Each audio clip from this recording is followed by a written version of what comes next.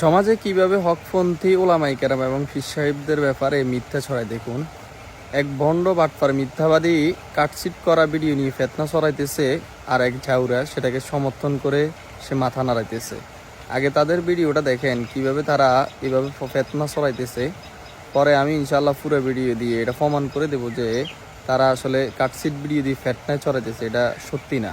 আমি বুঝলাম না, শাইখে সর্বনাই হযরত বললেন শেখ হাসিনার কোন কোন জায়গায় কি কি দাগ আছে এগুলোর বর্ণনা দিলেন। আচ্ছা হুজুর, এখন কি পর্দার বিধান হইল না আপনার উপরে? না শেখ হাসিনার সামনে গিয়ে পর্দার বিধান কি হয়ে গেছে? প্রধানমন্ত্রী শেখ হাসিনার কপালে নামাজের দাগ দেখাবে। আমি প্রশ্ন করলাম যে আপনার কপালে তো নামাজের দাগ দেখছি। হুজুর, আমি 7 বছর বয়স থেকে আমি নামাজ পড়ি। না, আপনি এখানে কোনো ক্রিটিক্যাল মুভমেন্টে পড়েছেন। যদি কোনো বাধ্যবাধকতায় পড়তেন তাহলে হয়তো সূরা বাকারার 173 নম্বর আয়াতে আপনার ব্যাখ্যা হিসেবে দাঁড় করানো যেত। এই ভণ্ড বাটপারে বলল কি শাইখে চরমনাই নাকি বলেছিলেন শেখ হাসিনার কোন কোন জায়গায় কি দাগ আছে, আর এটাতে নাকি পর্দার বিধান লঙ্ঘন হয়নি।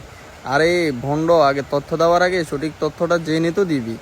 শাইখে চরমনাই বলেছে নাকি ফিরসা হুজুর বলেছে, আর কোন অঙ্গের কথা বলেছে শুধু কোফালের কথা। এখন চলেন আমরা মূল ভিডিওটা দেখে, এসব কাটসিট ভিডিও দেখে আমরা বিচার করব না, আমরা মূল ভিডিও দেখে ইনশাল্লাহ তারপরে বিচার করব তোরা যে ভণ্ড। 2024 ফ্যাসিস্ট আওয়ামী লীগ সরকার যখন পাতানো নির্বাচন তৈরি করেছিল, তখন প্রধানমন্ত্রী শেখ হাসিনার পক্ষ থেকে আমাদের কাছে পাঠানো হয়েছিল নির্বাচনে নেয়ার ব্যাপারে। সেখানে প্রধানমন্ত্রীর পক্ষ থেকে যখন আমাকে নিয়ে বসবে, তখন আমি শর্ত লাগিয়েছিলাম যে তাদের নির্ধারিত প্রস্তাবিত জায়গায় আমি বসবো না, আমরা যেখানে বলবো সেখানে তাদের বসতে হবে। আমাদের প্রস্তাব মেনে তারা বসছিল। বসার পরে আমি দেখতেছিলাম যে তার কপালে নামাজের দাগ দেখা যায়।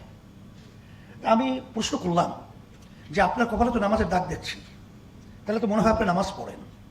তখন সে বলতেছিল, হুজুর আমি 7 বছর বয়স থেকে আমি নামাজ পড়ি। কিভাবে? বলে, হুজুর আমি যদি নামাজ না পড়তাম, আমার মা আমার জন্য ঘরে ভাত পাক করতো না।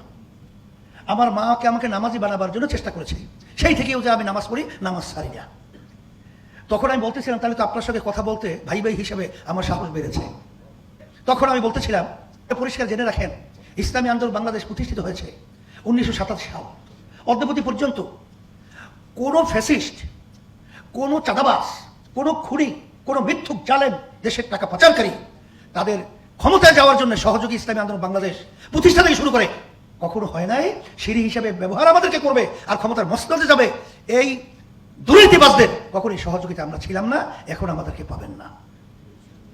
এক পর্যায়ে বলতেছিলাম, যদি আমাদেরকে সরকার চাপ প্রয়োগের মাধ্যমে এর ভিতরে ঢুকে। দেখলেন তো ভিডিওটা আপনাদের মাঝে আমি তুলে ধরলাম, আসলে কিসের সাথে কি তুলনা করবো। আচ্ছা যাই হোক, এই সমস্ত বন্ড মুনাফেক টাউট মার্কা ফুচকি ফোলাওয়াইন মার্কা আলেম থেকে দূরে থাকবেন, আর এই কন্টেন্ট কি এটা হারামজাদা যেগুলো আছে এগুলোর থেকেও দূরে থাকবেন।